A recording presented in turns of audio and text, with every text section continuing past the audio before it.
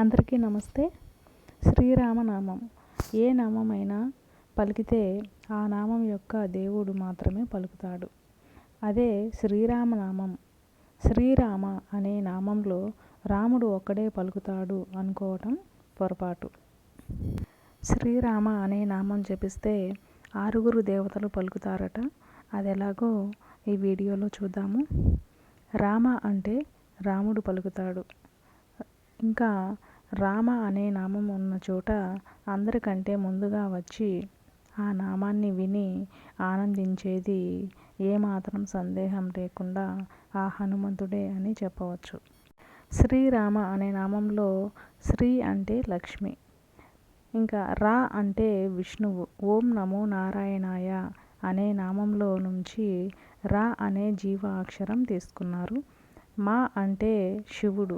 ఓం నమ శివాయ అనే నామంలో నుంచి మా అనే జీవ అక్షరం తీసుకున్నారు. శివుడు హనుమంతుడి రూపంలో భూలోకానికి రామసేవ చేయటం కోసం వస్తున్నప్పుడు పార్వతీదేవి నాకు ఆ అదృష్టం కావాలి అన్నారట. అప్పుడు శివుడు ఇలా అన్నాడు, ఈ అవతారంలో హనుమంతుడు బ్రహ్మచర్యాన్ని పఠిస్తాడు కాబట్టి నిన్ను తీసుకెళ్ళటం కుదరని పని అని శివుడు అంటాడు. అప్పుడు పార్వతీదేవి అయితే నేను మీ తోక రూపంలో వస్తాను అని హనుమంతుడి తోకలో ప్రవేశించిందట.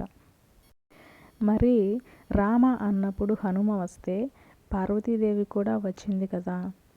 రాముడు, హనుమంతుడు, లక్ష్మీదేవి అమ్మవారు, విష్ణువు, శివుడు, పార్వతీదేవి అమ్మవారు ఒక్క నామం పలికితే, అదే శ్రీరామనామం పలికితే 6 దేవతలు వచ్చి ఆశీర్వదిస్తారు.